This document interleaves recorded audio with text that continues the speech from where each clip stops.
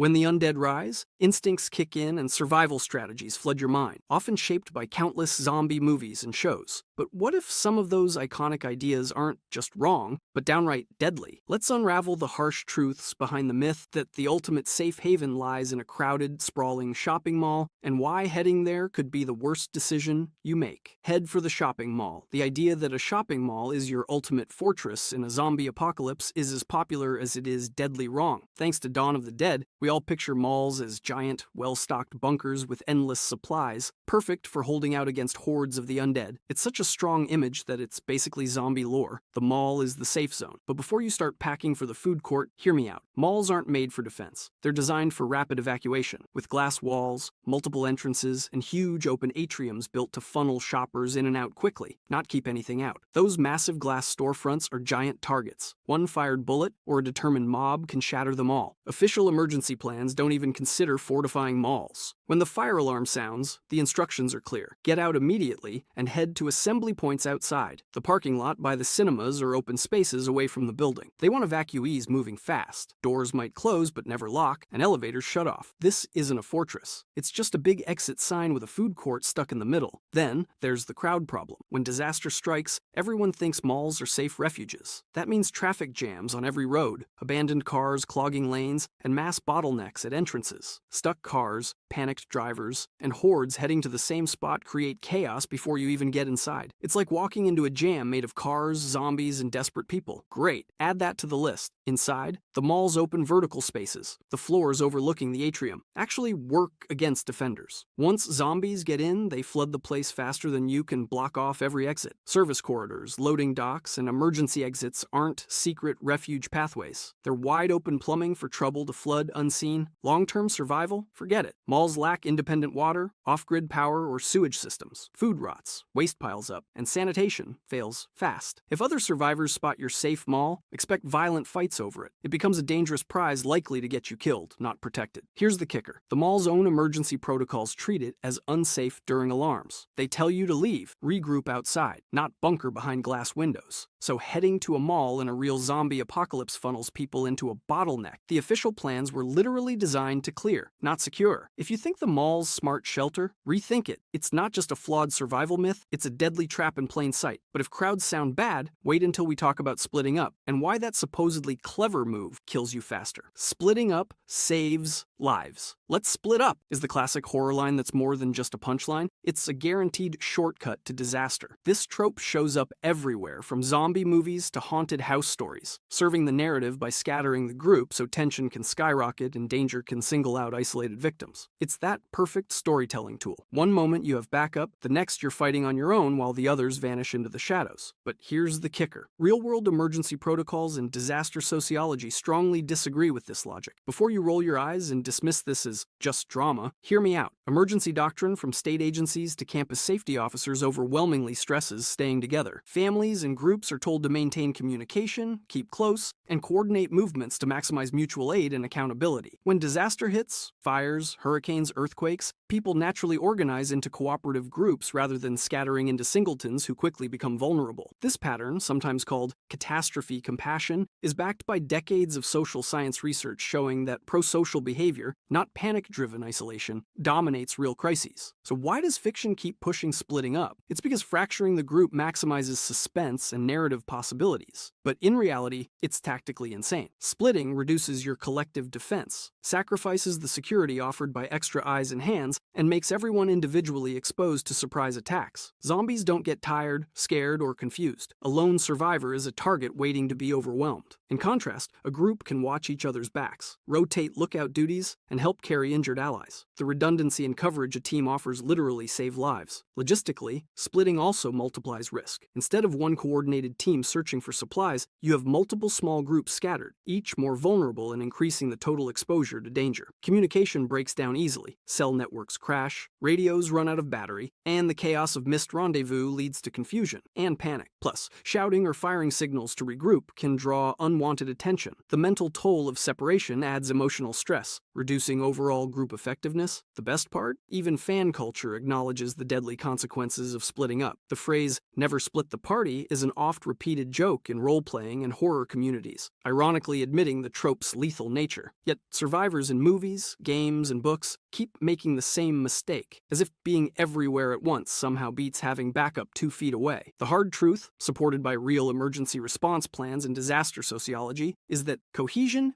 beats dispersion every single time. Staying together maximizes protection, preserves group knowledge and skills, and keeps communication lines open. So next time you hear, "let's split up," remember, in real survival, it's a fast track to getting cornered and getting killed. But if you think splitting up is the worst way to get yourself eaten alive, wait until you hear just how neglected melee weapons are when it comes to maintenance. Melee weapons never need maintenance. Pop culture loves to show blades and bats as these unstoppable, eternal tools of destruction. Every zombie movie or game features characters swinging perfectly sharp swords or machetes that slice through skulls and bone like butter, never dulling or damaging no matter how many undead they carve up. The blade looks just as pristine after the last kill as it did at the first. But here's where it gets weird. Real-world blade users and metalworkers say that's not how steel or wood behave under repeated stress, cutting through bone chips or dulls edges almost instantly. Sharpness isn't some magical forever state. It's a fragile balance dictated by the blade's metallurgy. Steels like 1075 or 1095, common in machetes, balance hardness, which means brittleness that causes chipping, with toughness that resists breakage but dulls faster. Even high-end tool steels like CPM3V can't escape this. Every strike against hard surfaces like zombie skulls or ribs causes microscopic cracks along the edge. Blade enthusiasts agree that cutting flesh and bone inevitably causes microchipping, which adds up to visible damage over time that ruins your cut. Meanwhile, impact weapons like baseball bats or crowbars dent, crack, or snap if you swing hard into something solid enough, often enough. So the idea that a weapon stays perfect forever? Turns out, no. Maintaining these weapons brings another issue. Keeping blades razor sharp requires proper tools, whetstones, files, and skilled technique. Sharpening without the right gear risks overheating or uneven grinding, breaking down the blade's structure. In a zombie crisis fueled by desperation and candlelight, finding clean water or good abrasive stones, forget it. You're not getting those fancy sharpening jigs from YouTube tutorials. And neglecting cleaning is a biohazard. Blood, brain matter, and gunk stuck on your blade aren't just gross. They promote corrosion and rust, weakening metal faster. Even worse, infected fluids can cause serious infection if you cut or prick yourself reusing the weapon. The practical consequences of ignoring maintenance are deadly. A dull blade needs longer swings and more force, making you more likely to miss, injure yourself, or get tangled in a fight. A chipped edge might get stuck in bone, forcing a dangerous close-range struggle. Broken or dented bats lose power or shatter mid-swing, risking injury. This isn't Hollywood drama. It's metal and wood physics under stress. This myth also ignores logistics. If your weapon fails, do you have spare blades or repair materials? How do you sharpen edges with limited supplies during a crisis? Reality isn't an endless armory. Weapons wear down and break. Planning has to include upkeep and replacement. So, the forever sharp, maintenance-free melee weapon is a convenient fiction. It looks cool, but it breaks everything once you leave the studio and enter reality. And that's not just inconvenient, it's a life or death difference. If you think your trusty machete will outlast the apocalypse without care, get ready for a nasty surprise. But if weapon upkeep sounds like a headache, wait until you hear why scavenging for food is even more dangerous than movies admit. Scavenging for food is always the safest bet. Scavenging for food is the ultimate survival fantasy in zombie media. Endless aisles of canned goods, bottled water, and snacks just waiting to be raided. Survivors darting through abandoned stores with quick grabs, always on the lookout for just one more stash. It looks exciting, tactical, and best of all, it feels like a never-ending supply. But here's the thing. That image is pure Hollywood magic. Before you roll your eyes, hear me out. Real-world emergency guidelines explicitly drill one point. Stockpiling and preparation beat scavenging every time. Agencies like the South Carolina Emergency Management Division urge families to maintain emergency kits with enough food and water for at least 3 days, emphasizing readiness over risky last-minute looting. Meanwhile, preparedness communities hammer home preservation techniques, curing meat, drying grains, and storing foods properly, which have been humanity's safety nets through centuries of hardship. This isn't old-school nostalgia. It's practical, vital wisdom. The problem is, scavenging isn't sustainable. Food has a finite shelf life. Even canned goods eventually spoil. Oils go rancid and freeze-dried meals lose nutrients. Stockpiles run out fast in any prolonged crisis. Relying on fresh scavenging means you're chasing a shrinking pie. Every aisle cleared, every pantry emptied, every gas station looted leaves fewer safe, accessible supplies supplies moving forward. Urban environments quickly become barren wastelands, turning once secure routes into hostile, contested zones filled with desperate survivors and zombies. And let's be real about the risks. Every trip outside your base is a gamble. Repeated scavenging runs exponentially increase exposure to ambush, injury, or environmental hazards. Zombies don't take breaks, and neither do desperate humans who will do anything for food. The more you move through unsecured territory, the more chances for things to go sideways. Injuries from falls, debris, or fights can be every bit as deadly as bites. Yet, zombie media glosses over this cumulative danger, focusing on adrenaline-fueled raids instead of the grind of constant risk. Nutrition also takes a hit. Scavenged foods tend to skew toward high sugar, processed fare once staples are gone. Without proper cultivation or preservation, survivors face malnutrition, weakened immune systems, and general physical decline. That's a killer in any crisis. Your body is your ultimate defense, and a scavenger's diet eventually erodes the foundation of survival. Here's where it gets weird. This myth encourages reactive desperation over proactive sustainability. Instead of building gardens, hunting, fishing, or mastering food preservation, people remain trapped in a cycle of chasing whatever's left on store shelves. This reactive mindset isn't just inefficient, it's fast-tracking starvation and decay. The prepping community's bottom line is clear. Your safest food is what you preserved before everything fell apart, not what you'll loot later. Curing, smoking, drying, these aren't just skills for hobbyists. They're survival lifelines when the shelves run empty. Discussions online often split between the romantic urban scavenger and the practical homesteader, but the data and real-world disasters lean heavily towards preparation and sustainable storage. So, while scavenging looks like it might save you, it's actually the fastest way to get trapped in a deadly resource race and exposed to constant threats. But if you thought putting all your hope in scavenging was bad, wait until you hear how unreliable the idea is that cars will always start and roads will stay clear in a crisis. Cars will always start and roadways will be clear. Movies love showing chaotic evacuations as nothing more than a bit of brake tapping on empty highways. Survivors jump in their cars and race out of danger zones with little hassle, dodging a handful of abandoned vehicles while cruising toward a mythical safe zone. It's a neat image. Open roads, engines revving, freedom just a highway sprint away. But here's the thing, that's exactly what nobody should expect in a real crisis. Before you roll your eyes and think, it's just a movie, hear me out. Real evacuations show the opposite. During Hurricane Rita in 2005, for example, what should have been a few hours on the road turned into an 18 to 24-hour crawl for many fleeing Texas. Traffic completely choked the highways as millions tried to escape at once. It wasn't dumb drivers, just physics. Roads have limited capacity, and once traffic crosses that point, congestion explodes. Contraflow lanes helped in later storms, cutting time to 6 to 8 hours. But that's still a slow, congested crawl. Nothing like the clear escape routes movies suggest. Now add zombies to the mix. Panic means many cars get abandoned, sometimes crashed, sometimes left running and empty because the driver fled on foot. Police reports from actual snowstorms show how a single stranded car can block a street, stopping emergency vehicles and plows. Imagine hundreds of broken or abandoned cars littering highways in a zombie outbreak. What was a drivable road turns into a lethal maze of wreckage that slows or stops any progress. Roads could quickly become impossible to clear without heavy machinery. Then there's fuel, the silent killer of vehicle escape plans. Gasoline isn't magic juice that lasts forever. Common ethanol blends degrade in 1 to 3 months. Even pure gasoline lasts only 6 to 12 months under perfect conditions. And those perfect conditions, sealed containers, stabilized fuel, aren't what you get when gas tanks sit unattended during collapse. Heat, air, and contamination rapidly degrade fuel, fouling engines and causing starting failures. So that muscle car you hope to hijack might just cough and die, rather than roar off into the sunset. Factor in the vehicles themselves. Batteries drain fast when engines aren't running. Tires rot or flat spot. Fluids leak or separate. Seals dry out. Even if you find fuel, the car might refuse to work without maintenance and repair skills survivors rarely have in a crisis. Over-relying on vehicles is a trap. When roads clog or your ride breaks down, you're stuck inside a metal box surrounded by zombies and hostile humans with limited escape options. Abandoning the car exposes you to danger on foot, and trying to push a stalled car through gridlock wastes fuel and time you don't have. Walking or biking often ends up safer and faster in blocked or fuel-starved conditions. Human-powered transport doesn't depend on fragile engines or gasoline. Plus, pedestrians can weave through obstacles cars can't, using side paths, alleys, or wooded areas. The illusion that roads will magically clear and cars will start anytime ignores traffic. Physics fuel chemistry, and mechanical reality. It's comforting, but it's deadly. Betting your survival on free highways and ready vehicles in a zombie outbreak is like bringing a spoon to a gunfight. Looks plausible until it isn't. If you think a clear road is guaranteed, remember the nightmare evacuations and the science of fuel spoilage. When your escape route is a parking lot full of abandoned cars or a stalled engine, you'll wish you'd planned for something less flashy but reliable. But if stuck cars sound bad, wait until you hear why armor and thick clothing are critical when zombies don't care about your cool streetwear. Armor and thick clothing are unnecessary. The idea that you can run around a zombie-infested wasteland in just a t-shirt and jeans without getting bitten is one of the most dangerously misleading myths out there. Zombies spread infection primarily through bites and scratches, so protecting your skin isn't just a cool cosplay choice. It's a lifeline. But pop culture insists on heroes showing off bare forearms, necks, even midriffs, because nothing says action star like maximum skin exposure and zero fashion layers. Before you roll your eyes, hear me out. Real-world bite-resistant clothing actually exists. There's specialized gear designed exactly to keep teeth and nails from penetrating skin. Take Bite Pro, for instance, a company that makes cut and bite-resistant fabrics for healthcare and education workers who deal with aggressive patients. If human bites are a real hazard for nurses and social workers, you better believe they're a major threat in zombie fights. Leather motorcycle gear doubles as zombie armor too. Thick, tough, and abrasion-resistant, a good biker jacket and pants are surprisingly effective at blocking bites. It's the kind of kit people already own but don't think of as survival gear because it looks too mundane. The old adage, you can't bite through leather, holds up better than you'd expect. Sure, a crazed zombie might eventually tear through it, but it's enough to buy you crucial seconds to get away or fight back. Great. Add that to the list of things you probably have at home that could save your life. Step it up even further, and there's riot control armor. Law enforcement riot suits cover vital areas with plastic and sometimes ballistic materials rated by standards like the National Institute of Justice. They're built to absorb blunt trauma from bats, shields, thrown objects, and incidentally, bites. Full riot gear covers arms, chest, thighs, shins, and shoulders, minimizing exposed flesh that hungry zombies search for. That's not some sci-fi armor, that's equipment you can look up right now. Here's where it gets complicated. Heavy armor is hot, bulky, and slows you down. Wearing riot gear in a heat wave is a nightmare, but the myth that you need to choose between armor and mobility is a false dilemma. There's a middle ground, layered clothing, quality motorcycle leathers, even specialized bite-resistant shirts that strikes a balance. You won't be parkour king, but you'll be far less likely to bleed out after one stupid slip. This debate rages in survivor communities all the time. Is it better to be lightly armored and nimble, or heavily armored and slow? Some say speed saves lives. Others point out that one good bite ends the game, no matter how fast you run. The truth is probably situational, but ignoring readily available protective gear to chase that bare skin hero look is just reckless. Nobody talks about the fact that millions of people already own effective zombie armor in their closets, motorcycle jackets, padded sports gear, even thick denim. It's just not glamorized. Zombie stories prefer the drama of exposed skin, tense last-second dodges, and explain away armor with too heavy or too hot. The myth disregards real bite-resistant fabrics and law enforcement-grade armor that could actually save lives. So, if you're planning your post-apocalyptic wardrobe, do yourself a favor and invest in at least moderate protection. It's not about cosplay toughness or looking cool wielding a machete with bare arms. It's about staying bite-free long enough to do whatever comes next. But if you think avoiding bites is enough to survive silently, wait until you hear what suppressors really do. And no, guns don't go completely quiet. Suppressors make guns completely silent. Hollywood has made us believe that a silenced gunshot sounds like a soft little prooft that barely carries beyond the room. You know the scene. The survivor casually puts on a suppressor, shoots a zombie, and silence reigns. Turns out that's utter fantasy. Before you tune out, hear me out. Suppressors don't make guns silent. They reduce noise, sure, but the explosive force of a bullet leaving the barrel still creates a massive sound event. The boom comes from two main sources: the rapidly expanding hot gases that follow the bullet out at blistering speeds, and if the bullet travels faster than sound, the unavoidable supersonic crack. The science is straightforward. Suppressors work by capturing and cooling these gases through internal baffles before releasing them more slowly, which lowers the peak noise intensity. They don't magically trap explosions inside a tiny can. Sound measurements show that most suppressed firearms still emit between 120 and 150 decibels, roughly equivalent to a thunderclap or a rock concert blasting at full volume. By comparison, unsuppressed gunshots can reach 160 decibels, loud enough to cause instant hearing damage. If you think 120 decibels is quiet, remember that normal conversation clocks in around 60 decibels while a lawnmower hits about 90. So even suppressed, these guns are startlingly loud. That doesn't mean suppressors are useless. useless. They do significantly reduce harmful noise levels for the shooter's ears and reduce how far the shot carries. But the idea that zombies just won't notice your gunfire is wrong in two ways. First, the noise radius is still huge. Second, those decibels can carry across quiet, empty landscapes typical in apocalyptic settings. Some try to get closer to silence by using subsonic bullets that travel slower than sound to eliminate the sonic crack. But that comes at the cost of range and effective stopping power, so it's a trade-off. Plus, suppressors themselves add weight and bulk to guns, require regular cleaning because residue builds up fast, and can even affect reliability if not properly maintained. Expect jams in a sustained crisis. Here's where it gets weird. Since suppressed shots are still easily heard outdoors, survivors relying on these for stealth are putting themselves at serious risk of drawing attention. Armed groups or hordes attracted by gunfire wouldn't instantly zero in on you like laser pointers in the dark, but they sure wouldn't ignore the boom either. That false sense of invisibility could have fatal consequences when every second of noise matters. The reality is far less cinematic. Suppressors are real tools used primarily to protect hearing and reduce noise pollution, not magic stealth gadgets. The data shows reductions of about 30-40 decibels, which is meaningful, but nowhere near silent. Players and firearm experts debate this rigorously, frustrated by how movies warp the truth. Silencers as stealth assassination devices? Nope, just bad Hollywood science. So, next time a zombie flick shows the hero silently picking off dozens of monsters with a suppressed pistol, remember? Those go boom, loud enough to make you jump, and possibly get you eaten. Quiet shots exist only in cartoons and video games. But if you think noise can't be deadly in apocalypse scenarios, wait until you hear why you can't just count on the military to save you when things get loud. That's coming up next. The military will always swoop in to save you. The idea that as soon as zombies show up, the military will roll in with helicopters, armed convoys, and safe evacuation zones is one of the most comforting myths out there. But here's the thing. Real disasters don't play out like Hollywood rescue missions. Military intervention is neither instant nor guaranteed, especially in large-scale, widespread emergencies. Before you dismiss this, hear me out. Research in disaster sociology and emergency management consistently shows that local communities are the real first responders. People organize spontaneously, neighbors band together, and prosocial behavior, basically folks helping each other, tends to spike during crises, not collapse into chaos. Groups like Team Rubicon, a volunteer disaster relief organization made up of veterans and civilians, demonstrate how disaster response is often grassroots, improvisational, and self-driven, rather than a neat military operation descending from above. Official emergency guidance also warns against counting on the military for immediate rescue. They have to prioritize strategic infrastructure, critical facilities, and heavily populated areas. Plus, command structures themselves can fragment under pressure, communications break down, supply lines get cut, units are retasked or overwhelmed. The military isn't some magic button you press to fix everything, especially when the whole country, or world, is under siege by zombies. Relying on military rescue breeds passivity. The moment you assume someone else will come get you, you risk neglecting the most important survival skill, self-reliance. Stashing extra supplies, building strong local networks, training in first aid and defense, these are what will save lives in the long haul, not waiting for an evacuation convoy that might never arrive. And here's where it gets weird. When emergencies drag on, the military's role often becomes defensive and static, protecting specific installations or high-value assets instead of conducting sweeping rescue operations. Long delays happen. It's a brutal reality that the soldiers on the front lines are stretched thin, risking their own lives just to hold ground. Meanwhile, communities are not sitting idle. They fill the gaps, they build barricades, share information, set up informal first aid stations. This local initiative happens everywhere, from big cities to small towns, because it has to. Without this bottom-up resilience, collapse would be total. The most dangerous part of this myth is that it undercuts local resilience by creating false hope. If you spend time waiting for the cavalry instead of preparing your neighborhood, you're making a deadly gamble. The military might come, eventually, or they might not. So forget the fantasy of the sky suddenly lighting up with rescue choppers and armored convoys breaking through zombie hordes. Real survival starts with you and your community taking charge. And that's why, if you think relying on the military is your best bet, you're almost certainly the first to go. If you enjoyed this video and want to see more, click the video on the screen now.